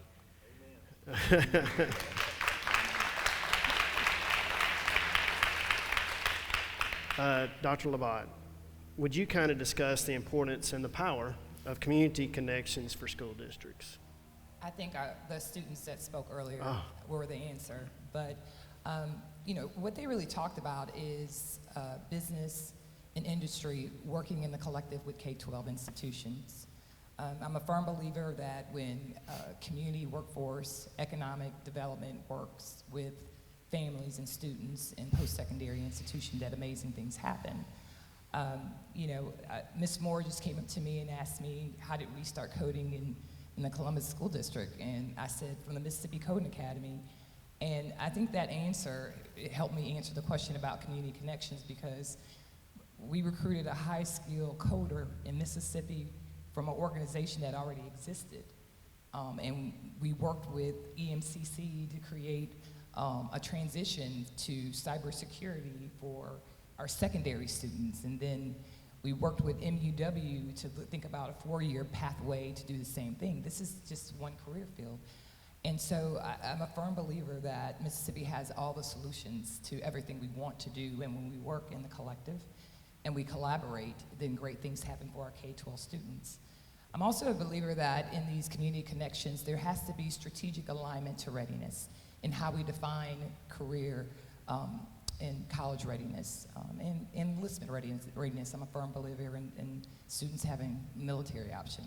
But when we work in that collective, I've learned that when we all get in the room, we all want the same things. We just have to strategically say that readiness in the Golden Triangle may mean early exposure to aircraft maintenance or industrial maintenance. And that exposure may lead a child to be an engineer. It may lead them to be a doctor, or like my colleague said, may lead them to not want to do that altogether and go into the medical field. But I think the strategic planning of us understanding what readiness is, what it means in our region and our state, and how it impacts us as a whole is important for us in our communities. And so it starts there. And like Courtney articulated so well, it begins in establishing those key relationships, us really looking at our student needs and really giving them early exposure. And speaking with companies, in the region, we need people ready to go into the workforce. And everybody has a different pathway. Sometimes when you're dealing with kids of poverty, they need to work and go to school, right, to get that goal. You may have another kid that say, I want to go to 4-year university, I want to pledge a sorority and have that pathway. But we have all the solutions right here within Mississippi to make that happen. And it starts in our individual communities. It starts with us working in collective and strategically aligning everything we do, from our assessments to our goals to readiness, because they are our future. And if you heard this morning, our future is very bright in Mississippi. I did a great job. Great. Thank you so very much. Ken, yes, sir. As a private business leader, but also your perspective as a school board member, what do you believe should be the main goals of a school system? Well, first of all, I had to do a couple of things. One is this young man sitting next to me, I met him about 6 years ago, and we were at the hospital, and he was a keynote speaker for a organization that I'm a part of, Project Elect, and we were having discussions about Toyota and the fact that Toyota wanted to bring the Prius here, I believe, and you'd already talked about 3,000 employees, and then Prius would probably bring another 2,000 and that kind of thing. And so then, and I was not a part of Project Elect, I was just running the lights. And so then I just kind of interrupted and asked Shane, I mean, you're struggling to get 3,000 people working out here. How are you going to get 2,000 more? And this guy says, well, can I just keep it real? I'll never forget that he was talking about the soft skill, the life skills, the things that you just mentioned. To be at work on time, to come to work, to be on time, learn how to do a good handshake with individuals. And so, having said that, I also have to mention about the students. And I've been trying to hold on to this little quote, and I wasn't playing a game on my phone here. There's a quote from Mr. Alvin Toffler. He says, the illiterate of the 21st century will not be those who cannot read and write, but those who cannot learn, unlearn, and relearn. And he is a futurist. And he said this back in, let's see, the date is, okay, this is about 50 years ago. So that jet that just went by, I wish it was mine. Anyway, that's a dream. Hopefully we'll get to it. But again, for our students, you have to learn and relearn. It's not about being whether or not you can read or write. I'm sorry, your name again. Kevin, I'm sorry, Kevin. Kevin mentioned about using machines and things and learning how to operate those machines. Misty, she's out here somewhere with APPM, went out and did a tour with them, and they had an example of a young man that started at high school and really didn't know what he wanted to do. Now he's a team leader or some title like that. We went to visit a couple of months ago, and so he was a great success story. The school board, we've got 2 school board members out here, and I didn't see anybody else, and these lights are blinding me, I'm sorry. But the school board, and I'm not currently on the school board. I finished my term back in March. I still have an ankle bracelet though, so so they call as needed. And I always wondered why in the world would they pick me to be on the school board, man, I tell you, but because we got some fantastic people. The way that board was structured with individuals that have this individual talent that comes together under what? Well, they've got about 5 goals that they try to achieve, and I had notes of it, and I left them on my seat. Basically, safe and orderly schools, be financially sound. And one of the things that was mentioned, I think, by Ms. Courtney was that you have to work with private partners out there in the community. Well, the Tupelo School District has some excellent partnerships with the community to help fund different things, the AEE, and I'm not going to go into all of them, but it's an excellent partnership. And then also you turn right around and you try to train and get students prepared for academia, or if you want to become a team member at one of our local manufacturers. So school boards have to be cognizant of what's happening in their community, what they need, make sure that the resources, like our good school teachers, are there to teach, that we also reach and teach our parents and our guardians so that we can give our kids a good start and be supportive of them. So they're gonna grow up. I mean, so you gotta work somewhere. If you want something, if you want that new Camaro that's running around town out here, you've got to earn that money some kind of way. And why not learn how to be good for your community as you are achieving your financial goals? So I think my time may be up, but the school boards have got to be in contact and in partnership with the parents, with our stakeholders, other stakeholders, including and especially our teachers, our school administrators, and have some good achievable goals so that everybody can see what's going on and know where their money is going into, and at the end of the road, at the end of the class of 2023. You coming out the door with a whole lot of things that are available to you through all kinds of industries. Everybody here is committed to student success, and so that is what our boards need to be focused on, student success. Thank you so much. Courtney, I know we've already heard from you once today, but you've now kind of even had an opportunity to hear from the students and from this group as well. Kind of just tie this back into the state's kind of workforce goals.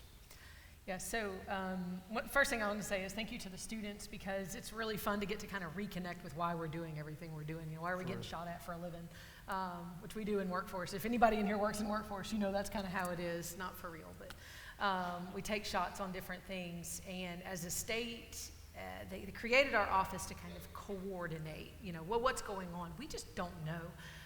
There's a lot that's happening in communities, and people are too busy doing it to talk about it. And so part of what we're doing is working through how do we get more people to understand all of the different things that are happening in our communities. And it's not just about the non-credit or short-term programs. That's a piece of it, because there's a lot of people needed to fill those roles. But how do we get the full life cycle of a person to where they can start out in a lower entry-level job and go into the PhD programs, and to try to help the adults in the room understand that this data is there and to use it. So we ask hard questions, we answer hard questions, and we are working to understand how we've spent money as a state and where we really need to spend the money as we move forward. As we deal with population challenges, as we deal with new companies come into the area, how can we help mobilize resources in these communities at all levels? My companies that I've worked with have never come to me and said, I need a non-credit solution for this. They say, I need people, and I need them to be able to do these 5 things. Okay, that's what we need to create. So the big step was understanding what's happening, where the money was being spent, how it was being spent, what training is occurring, and that actually was really challenging, and it still is, to walk through. But then walking into the next step, which we're doing now, is where do we need to be spending the money? Where do we need to position these delicate and finite resources so that we can get them to the people who need them and go to work? Watching the kids talk about, like, I thought I was going to do this thing, and then I'm doing this thing is so vital. I mean, career exploration when I was a kid was atrocious. It was, marry rich and buy a zoo instead of being a vet, and so I think just having kids understanding that there are opportunities and there are community opportunities. I applaud the work that's happening up here to get kids into these communities, because it is the best way to help them understand what's available to them, what matters, and that they do not have to leave not only Mississippi, but their community to be successful. I grew up in a time period when, as a woman, I was told as a young girl, you got to get out of here to be successful. You got to go off to college, and marketing works, by the way. So I did. I'm from Baldwin County, Alabama. And I have no intention of ever going back, because I've been told my whole life there's no success for me there. And so what we hope and what we're trying to do in our office is to present all of the options as equal. You pick the one that's best for you, and then you work locally as a student to try to walk through what that might look like. And then just to keep from pigeonholing what workforce means. There are few people, I don't know of any, that go to college thinking they're not going to eventually go to work. There are a few people who in high school don't think that at some point they're going to have to work. They know they're going to have to work. And it's just helping the state put resources in places where we need more people, and that may be a non-credit situation. It may be a production worker at Toyota, or it may be a doctor, it may be a nurse, it may be a lot of different things. So I think just working together with the training providers and the policy leaders to really examine what we need to do and ask those hard questions and produce data. So we've got a lot of efforts going on the data front right now. They won't come out till the spring to really kind of understand where we are. Great. So Bill, you're up here. So I'm going to ask you a question. I can talk. I know. So Bill, if you would, please detail and process how we could completely restructure our state's accountability model so that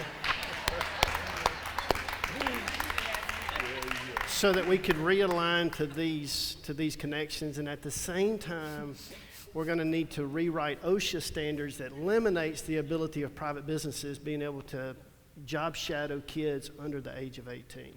So Thank you. That question is so simple that I would just ask Mike Armour, are you still here Thank you. to touch on that? But really, I do want to take this opportunity, Shane, right quick to thank some organizations that are trying to make a difference. The people that are on this stage, for instance. I want to thank the Toyota Wellspring operation for the invention of the career coach model, and for Create taking on administration of that. And now that I want to thank Accelerate for accepting the challenge of doing it statewide. And I want to thank Randy Kelly and Terry Treadaway's operation at Three Rivers Planning Development District that are going to take on 70 career coaches that are going to be modeled after Mike, the career coach model that has been set up. I believe that House Bill 1388 was probably the most significant piece of legislation that was passed in the session. I think it's going to make more difference with people across this state than anything. You know, it's great to have tax reductions and all these different things that come along, but things that are going to impact the majority of the state, the citizens of the state of Mississippi. I think this career coach thing is going to be great. I think it's going to impact everybody that's represented here, educators, business and industry, and people in general. So I just wanted to take that opportunity while I had it to give out those few accolades. They took on a major operation, and I personally appreciate everything that everybody's doing, including CDF, who has been in on this from day one. Well, thank you. Thank you. You didn't answer my question, but just... You know, I'm a professional at not answering the question that was...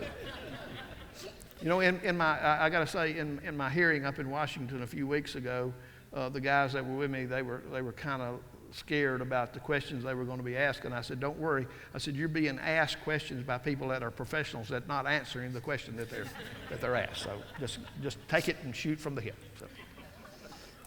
Well, I do actually have some real questions that are kind of related back, and I'll start from just the private side. Kevin, what are some of the barriers that are kind of suffocating the ability to expand what you're already doing at Toyota? I think I mentioned one of them that I don't know if everybody's really aware of, but OSHA does play a big role in the ability of really a lot of, especially manufacturing organizations, being able to embrace students under 18. But what are some of the other barriers, and how did Toyota overcome that? Because obviously y'all have interns there at Toyota. Yeah, you know, when we launched the program that I was talking about, Creating Your Future, part of the requirement is you had to be 18. Yeah. And as we benchmark some of our other NAMCs across the country that have similar programs, we learned that they were able to admit folks with a younger age, 17 in some cases, 16, for these internship type of programs. So, you know, armed with that kind of knowledge and going back and working within our corporation and working within the state to make sure that what we were doing was above board, we were able to move that down to 17, which is a really big deal. Yeah. We do 2 terms. We do fall and spring. And, you know, a lot of high school seniors aren't 18 in August. And to put together a class of students in August was always a big challenge for us. We may have 2 or 3, but spring we could go up to 8 or 10, right? So that's been a big breakthrough for us. The way in which we removed that barrier was simply working within the Toyota organization and within the state to make sure we understood, you know, what we were allowed to do and how we do that, so that we're not creating a problem for anyone. That's great. Ken, do you have anything on that? I don't want to put barriers. In terms of barriers. Yeah. You know, I really can't think of a lot of barriers other than, and I hope I don't offend anyone, but we've got to connect more with our parent, our guardian that's raising our kids. They've got to understand that there's a resource, a whole room here, and then you open those doors and there's thousands of more people that are happy to try to help our kids to achieve. For our students, you know, we talk about scholarships and internships. Well, Webster Dictionary says that it has 3 definitions for scholarship, and number 2 would be one of the ability to learn, the ability to adapt, and overcome obstacles, which creates a scholar. And I'm kind of paraphrasing that, but so what in essence, what I'm saying, the barriers will be yourself. If you're a student, the barrier would be the company that's out there that's looking to connect with someone. Even if you don't have that personality, I think it was some company says described you have pickle persons and then you have the cashier people that work your company. I can't remember exactly what, I'm getting old now, but anyway, that pickle person is just as important as that person that's collecting the funds. And so working together, so the point I'm trying to make is the barrier may be yourself. And whatever your role, whatever function you serve in the community. So don't be a barrier. Step out. I think we've been hearing that all morning, especially from Ms. Courtney. The one other one that I would point out for private business is I don't think it's a priority. They tend to be focused obviously on the work at hand, and they worried about the future workforce, but they don't realize they need to start working on it within themselves right now. And that's something that I think that we as local developers can do a better job of getting to private businesses about the importance of opening up their doors for those opportunities. Kind of the same question, but kind of with the school district's perspective of what are the school district's barriers from that standpoint, and how have y'all overcome them? So specifically, the curriculum in K-12 education is college and career readiness.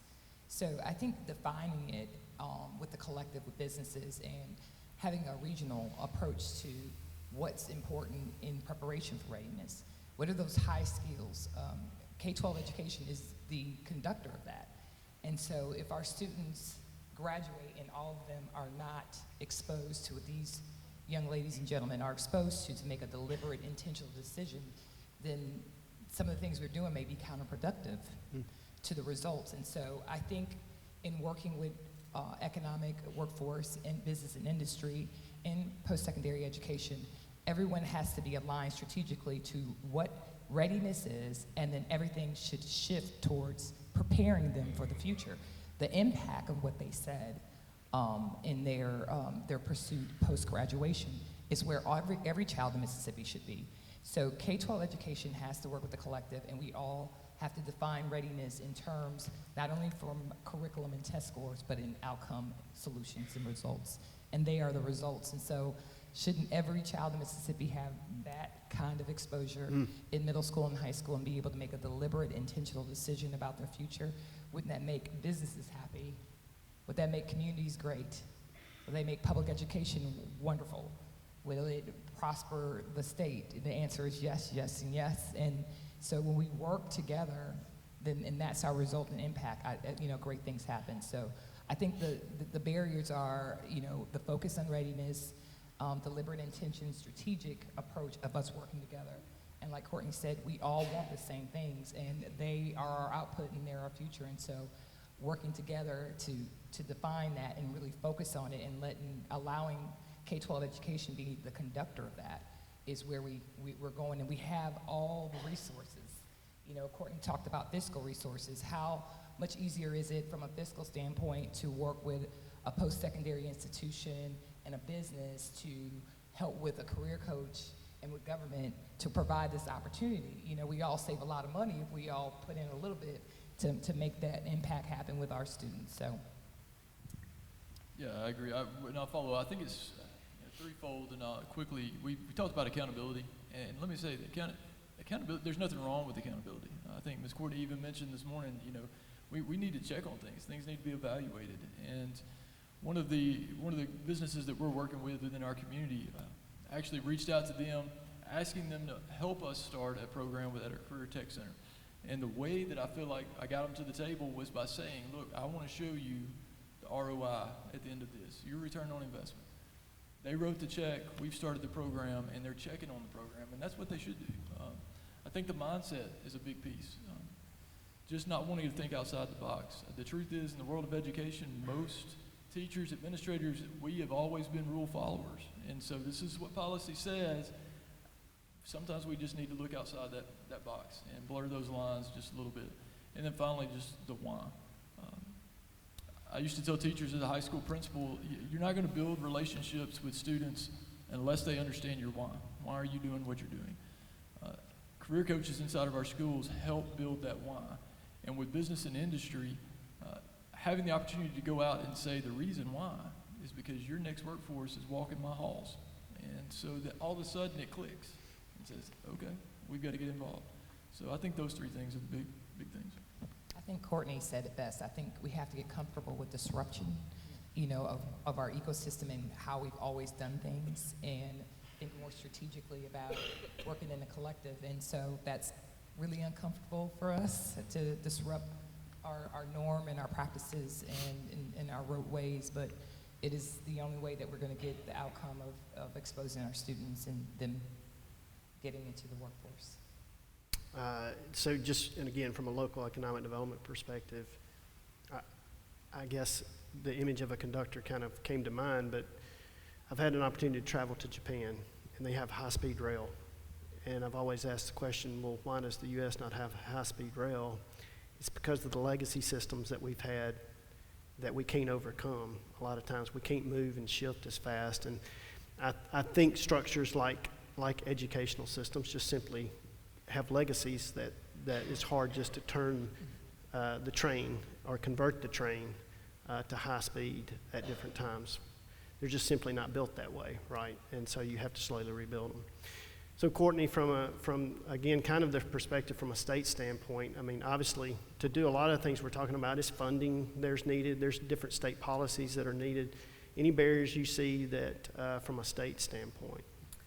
I would say creativity or lack of creativity and a hyper focus, and so there's lots of barriers we could talk about, but the two I think we can impact the most locally, specifically, was we've got to get creative, and oftentimes the people who are doing the job can't step back enough to be creative. Like I would say this when I was at the community college, I can be somewhat creative, but I need some help because I've got to do certain things, I've got to make certain things happen. I think we need all of our partners to be creative and to drop that barrier, to be tolerant of some creativity, and to avoid the hyper focus that we have. I think industries, as I work with industries and as I look at the data, I talked about young men dropping out of the workforce. We've lost 20%, of young men, but what we've also lost since the pandemic is that 55 to 64 age group. So while we need to focus on K-12, and these activities are so vital and they're making a big difference, we cannot forget the other end of that spectrum. So we got to avoid the temptation to get hyper-focused on one thing. So we're fixing one problem, but don't make another one, by looking away. And that's really hard at the state level. I think communication is probably our biggest barrier. I think we were created to enhance that, and I'm not going to say we're there. I think it's safe to say we've still got a lot of work to do in that regard. And so I think as we walk forward through this, and one of the things about Mississippi, though, is it's a small state, but I think that's an advantage. I think it's the ability to be creative. Everybody knows everybody, and so we can be a little bit more tolerant of mistakes and of kind of efforts that are going forward. But I think from a state perspective, if we do the things that we're doing, but not lose sight on the other side of the labor market and the other piece of that's so important. And then hopefully we can continue to help people be creative and share ideas that, hey, this is working here. The career coach is a prime example of that, right? Like, that's working here. Let's just do that in other places. Right. So I think that's going to be vital as we move forward and as we look at all of this other stuff. And then, sometimes, from we have to kind of really question the first and best mentalities that we have as communities and organizations. It's important, be proud of everything that you're doing, but we can always be better. So if you're first where you're at, is that good enough? And what can we do? And then what do you need from the state? What resources do you need? What assistance do you need to kind of make that better and to move forward with that? Something Courtney said that we're working on something right now with aircraft maintenance and trying to expand those efforts.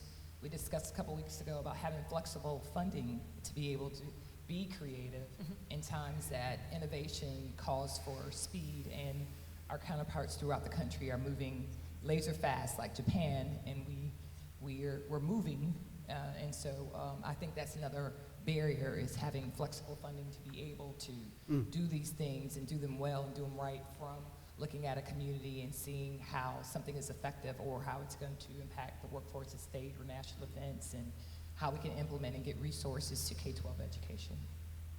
Great. Any final comments that you wished I would have asked? I would connect to Courtney's comment earlier about partnerships, and I really think, from a company point of view, we're a really big company, and I think a great company. But even that's not enough when it comes to recruiting. We can't just set up shop or put up a sign and people come in. We really have to take responsibility for growing our own, which means, we're going to get some people through traditional kind of recruiting methods, but we have to create programming to go out and develop our own for the needs we have. And to do that, partnerships are really, really important. And we enjoy a lot of those partnerships here. We're the benefit of a lot of partnerships. So I would say that's the other barrier is, companies really have to think creatively and come up with ways to connect to the resources that are here to develop and meet the needs that they have. Great. Anybody else? Kind of final comments, or like I messed up and didn't ask you the right question or something? All right. Bill still hadn't answered his question, We're good. but I mean, it's fine. He still hasn't. Would you please thank the panelists?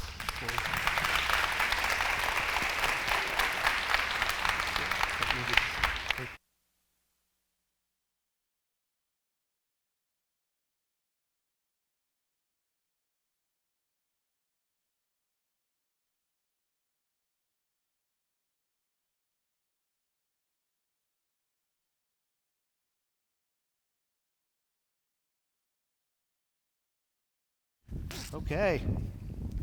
Great job, panelists. Great job, Shane Holman. Now, we're coming close to the end of this operation.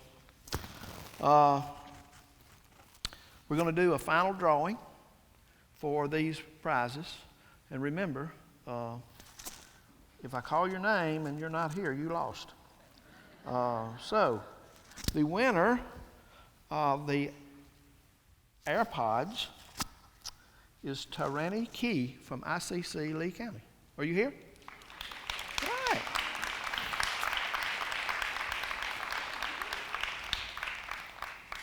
Congratulations. Thank you. I was hoping that somebody would not be here and I'd get that. Okay, now, the winner of the iPad is Lori Sherham from North Mississippi Health Services. Lori, are you here? Lori's here.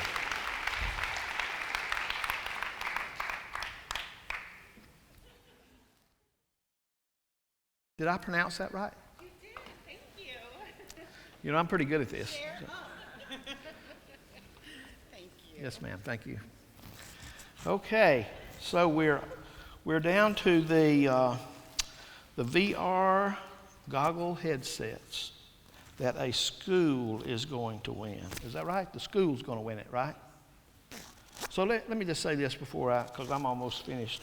Before I call Mike Claiborne back to close us out,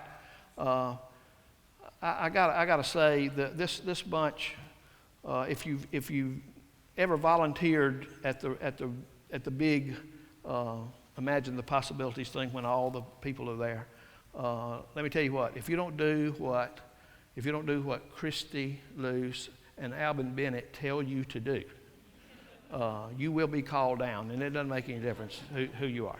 But they do a tremendous job, and Stuart has been a tremendous addition to this. You got a really great crew here, Mike Claiborne, and I know that you already know that.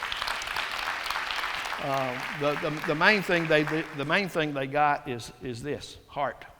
They care. They do these things like today because they care about this community of these 17 counties in the Create, and it is a community of 17 counties. So thank you all for what you do. Okay, the winner, the school winner of the VR goggle headsets is Lenora Hogan, representing Starkville Activity Hall.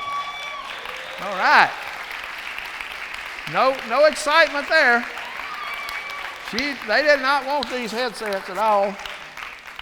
I guess we're going to force them back. So it's not anything I have to give them, right? So the reason is because it's virtual. You're not actually, you got to pretend that you got these goggles. So anyway, if you'll go right over there, Christy Luce will help you. So with that, I want to call Mike Claiborne back up to close us out. Thank you all so much for taking your time to come. I hope that you received this message, and the message was sincere. We got to connect our communities with our young folks, with our business and industry, and we're going to continue doing that to the best of our ability. So thank you all for coming.